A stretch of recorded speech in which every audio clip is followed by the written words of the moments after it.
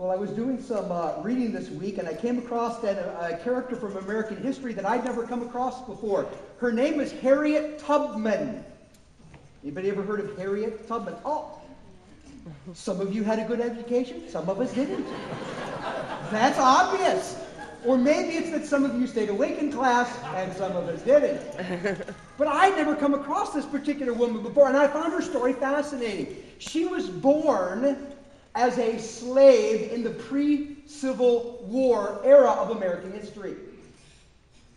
When she was actually in the state of Maryland, she feared being sold to the South where things were even harsher, and so she made her escape by help of the Underground Railroad. After she finally was able to live a somewhat free and normal life, Harriet Tubman decided she was going to dedicate her life to helping other slaves get free. And so she became a part of the Underground Railroad. In fact, it is stated that she helped over 300 people escape from slavery, head north, so they could enjoy a free life. And she did so under great threat of bodily harm. She would have to sneak back into the South. She would have to make contact with slaves. She would have to find places of refuge where they could hide out and be aided on their trip north. And there were people whose jobs were to hunt down people like Harriet Tubman and kill them. Yet she spent decades helping people get free. And here's what I found really fascinating about Harriet Tubman. In a book that was written about the Underground Railroad, it was actually written by Matthew Stilwell, who was the station master in Philadelphia for the Underground Railroad. He wrote a book about it, and when he talked about Harriet Tubman, he made this statement. He said, Harriet was a woman of no pretensions.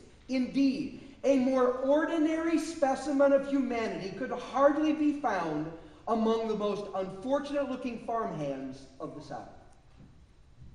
A more ordinary specimen of humanity could not be found.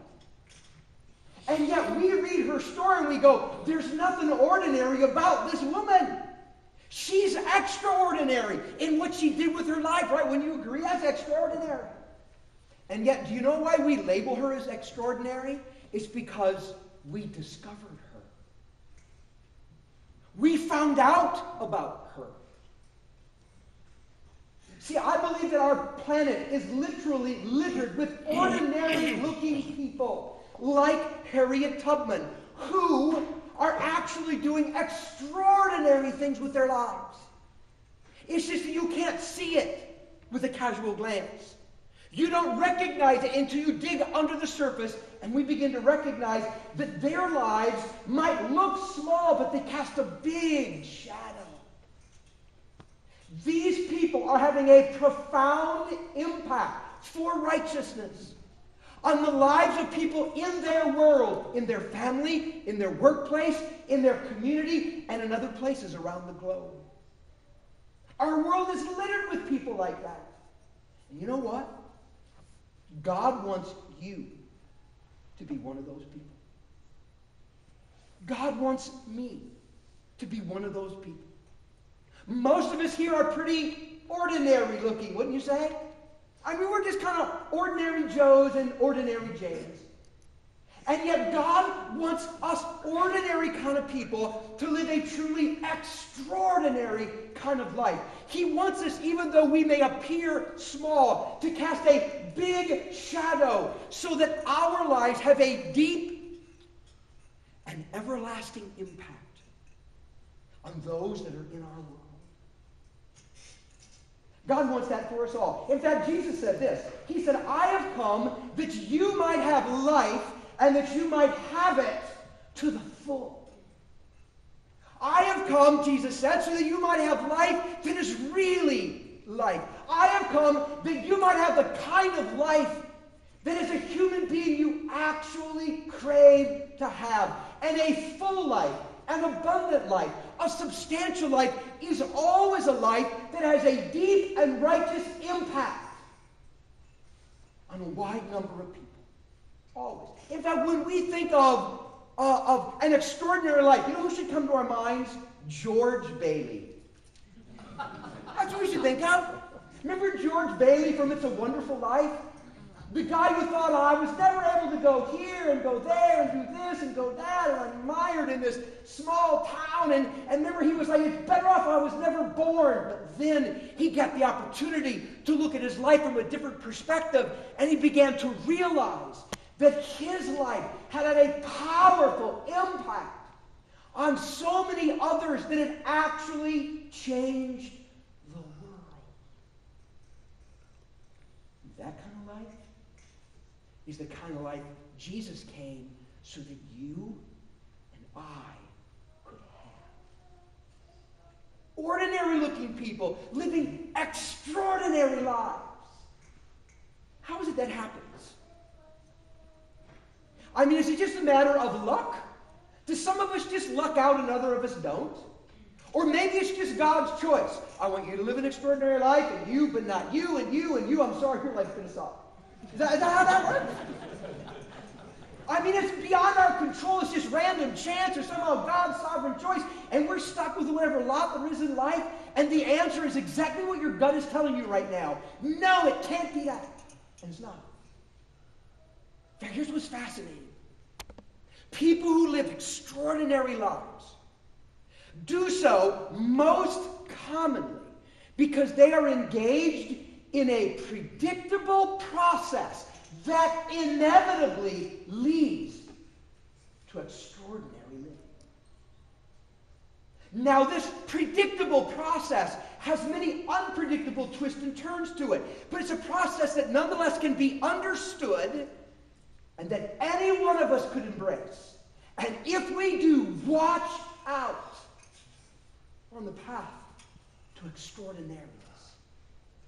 I want to give you first just kind of a little overview of this process.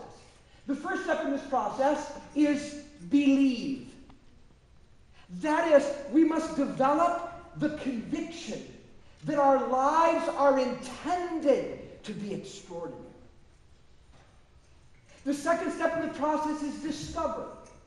We need to come to an awareness of the strengths that God gave us that He intends us to leverage in impacting our world. And the third step is steward.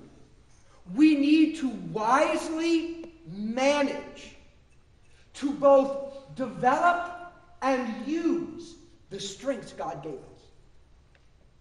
And if we will actually believe our lives are intended to be extraordinary, if we would discover the amazing powers God gave each one of us that have the capacity to change history, if we will then take what those things are and we will both develop them and use them in the right kinds of ways, you and I might appear small, but we'll cast a big shadow. You and I might look ordinary, but we will live extraordinary lives, whether we're ever discovered in this life or not. But trust me, eternity reveals all. Now, what I want to do in the moments relating to this morning is I just want to zero in on this first step, believe. This process that leads to extraordinary living, it begins with simply developing the conviction that my life is intended to be extraordinary. That that's my destiny. Do you believe that? Seriously, do you believe it? You know, I found that for some folks, we can start out believing we're intended to be extraordinary, and then something happens to us called life. And we begin to lose our conviction that we're meant for something special. And we can end up spending our days just trying to survive, just trying to be ordinary, just trying to get by, grasping a few things here and there. And I guess what I'm trying to do this morning is I'm trying to rekindle the dream that says you were meant for something